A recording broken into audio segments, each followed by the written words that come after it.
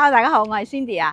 今日我哋嚟到中海環宇天下。中海環宇天下嘅話，現時在售嘅咧就係 A 區，咁佢嘅 A、B、C、D、E， 除咗 A 區之外咧，其他區域咧基本上已經係售罄噶啦。咁剩翻 A 區賣完嘅話，成個十字門咧基本上係冇呢個大積嘅一個新樓噶啦。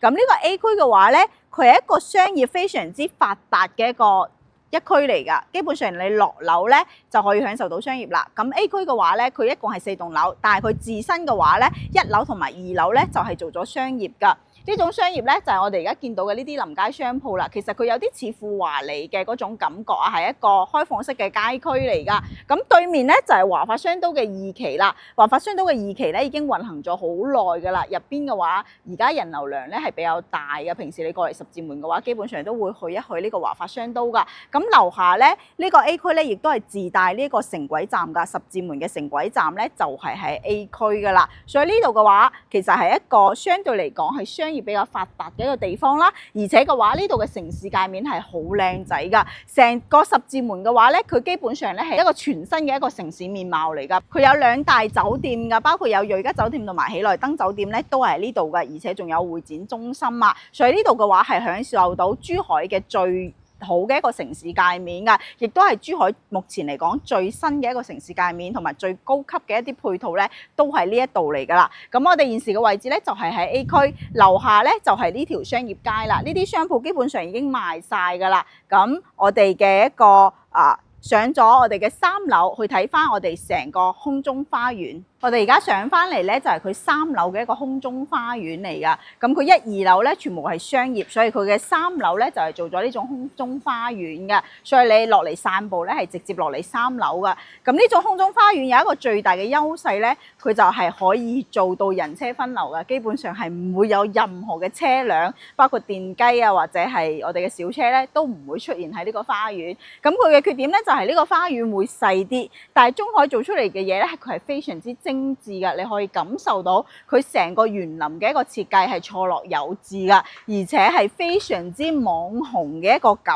覺啊！呢個咧就係成個中海環宇天下 A 區嘅一個設計，佢就係呢種㗎。其實同我哋環宇城係非常之相似㗎，係做咗一種空中花園㗎。咁 A 區嘅話，佢只有4棟嘅啫，1、2、3、4棟，所以呢個小區咧並唔大嘅，而且樓下咧係商業。咁佢最大嘅優勢咧就係樓下臨街嘅商業非常之多，而且小區樓下自帶商業，行過去對面咧就係華發商都啦。呢度亦都係可以望到對面落樓行200米咧就係華發商都噶啦。咁佢整體嘅一個設計咧係做得非常之出色噶。我哋可以睇到咧，佢1樓全部都係做咗呢一種架空層，而且全落地玻璃窗加金屬嘅一個設計噶。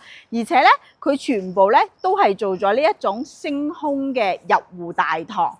呢個 lobby 咧係好好嘅呢種感覺，所以嘅話佢會比較適合一啲年輕人或者係中意樓下有商業，但係小區管理非常之好。咁呢一啲咧就好值得上車啦。咁呢一度嘅話，佢嘅面積係以細面積為主嘅，主要係65平方嘅2房，同埋99平方嘅3房，以及125平方嘅改善戶型咧，呢度都係涵蓋到嘅。但係如果你想要再大積啲咧，呢度就係咁。呢啲積咧，亦都係我哋普通人咧係完全可以上車㗎。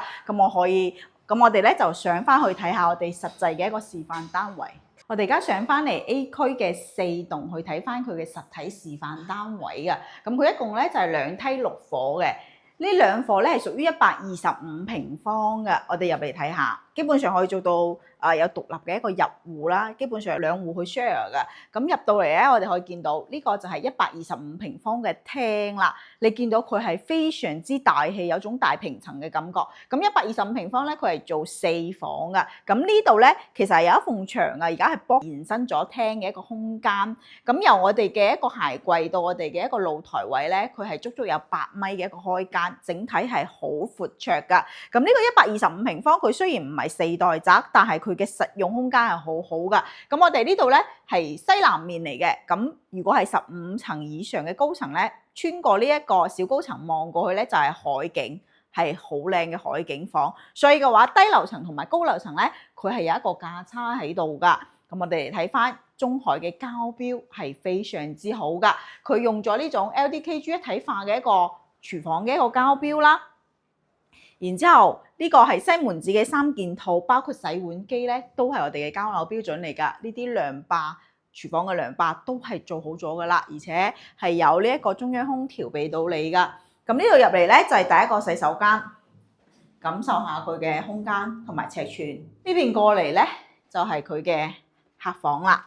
呢間客房放咗張1.5米嘅床，亦都係同我哋嘅客廳同一個朝向景觀嘅。如果係高樓層嘅話，都係海景房嚟㗎，可以做到4開間咧都係朝南嘅。呢間房都係可以放到1.2米嘅床，或者1.5米床都係冇問題嘅。然之後都係睇翻呢啲景觀，基本上係好好嘅一個景觀位嚟嘅景觀面。咁呢邊咧就係主人房啦。主人房嘅話咧，佢嘅一個洗手間係好闊落嘅。呢個位其實個浴缸係夠嘅，但係就分唔出淋浴區，所以呢個咧就係改善戶型嚟嘅，唔完全屬於嗰種好享受型，係因為佢嘅空間始終係有限嘅，125平方同你做咗4房。咁你睇下呢個窗地比咧係比較高一啲㗎。咁我哋再睇翻個99平方，呢個99平方咧，佢亦都係2火黐埋一齊啦。先入嚟咧就係廚房位 U 字型嘅一個廚房，呢度嘅採光係比較好嘅，佢唔會有暗位啊。中海嘅話，佢主打其實係一個物業做得非常之好嘅，後期唔需要擔心呢啲物業嘅問題或者係小區質量嘅問題㗎。咁呢度餐台嘅位置，客廳佢其實係喺同一個水平面上邊嘅，係等寬㗎。咁呢邊咧呢個戶型嘅話，佢朝向咧係東南位嚟㗎。而且係可以睇到澳門塔嘅，我哋呢個4棟。咁現時嘅話，4棟嘅99方已經賣晒啦，加推咗3棟嘅99方。咁如果係我哋嘅1、2、3、4棟賣晒咧，成個中海環宇天下就完全售罄嘅一個情況啦。咁99平方咧，佢係做咗3房嘅喎。呢度咧係其中一間客房，咁佢剝咗縫牆之後咧，就同個廳有一個延伸空間。我覺得呢隻戶型咧，如果係你係1、2個人住咧，呢隻戶型咧係相對舒適㗎，而且呢種戶型進可攻退可守㗎。你可以睇翻佢呢個淋浴區嘅空間，就可以睇得出一個洗手間嘅空間感啦。咁呢邊咧就係佢嘅客房。客房亦都係朝東南位㗎。其實中海環宇天下現時在售嘅 A 區呢啲戶型咧，朝向最好嘅咧就係呢個99方嘅朝向啦，東南位置。佢主人房嘅洗手間都係好充足嘅，呢啲功能分區咧都係好明顯嘅。咁呢邊咧就係佢嘅一個主人房嘅空間。咁呢個空間咧，佢亦都唔細啦，放到1.8米床，可以3邊落床㗎。而且可以放2個床頭櫃嘅，亦都係呢一種景觀。樓下呢啲商業咧，全部都係現成嘅。就算我哋而家環宇天地，即係我哋 A 區樓下嘅商業未開嘅情況之下咧，呢一度嘅商業咧都係可以滿足到你日常所需㗎。現時在售嘅中海環宇天下咧，已經係尾聲嘅一個階段啦。咁佢亦都並唔係冇缺點㗎。咁佢呢度最大嘅缺點咧，就係其實都唔可以話係缺點嘅，就係1分錢1分貨。佢呢一個地段嘅話咧，樓價相對係較高㗎。咁如果你想買一個3房嘅單位咧，預算咧就去到250萬到300萬之間。咁如果你想要一個4房嘅單位咧，就要去到350萬以上嘅一個預算咧，你先可以上車10字門中海物業㗎。所以嘅話，呢個預算咧，係喺珠海嚟講係算一個比較高嘅預算啦，就要睇翻你自己嘅實際需求啦。呢度嘅最大優勢係佢離係港澳近嘅，嚟港珠澳大橋咧揸車都係6、7分鐘嘅時間，去拱北口岸咧都係10分鐘嘅一個時間，所以佢好近。但係佢亦都係由於佢嘅地理位置，所以嘅話佢嘅價錢係偏高㗎。咁而家嘅話價錢雖然係偏高，但係對比我哋現時在售嘅一啲產品，即係我哋中海環宇天下嘅二手貨嚟講咧，佢嘅價錢都係偏低嘅，因為當時嘅中海環宇天下嘅話，以前係賣到4、5萬蚊一個平方㗎，所以呢一個價錢你自己去考量，佢值唔值得去上車，同埋對你有冇造成壓力。呢個係你要去考慮㗎。咁另外一樣嘢咧，就係因為佢係靠近海邊嘅，而且佢樓下有大型嘅商業，所以會導致佢樓上咧係做唔到開放式陽台嘅，冇呢種傳統嘅外延陽台。咁你就可能過到嚟咧就享受唔到呢啲陽光與微風嘅呢一種感覺，亦都做唔到話可以做到戶外晾曬呢種效果㗎。所以亦都係你要去考慮㗎。咁呢個咧就係每個人生活方式嘅唔同，去導致佢嘅一個偏好唔同嘅。咁如果你係都可以接受到佢嘅價錢同埋佢冇陽台嘅呢一樣嘢嘅話，我覺得上車中海環宇天下係一個唔錯嘅選擇嚟㗎。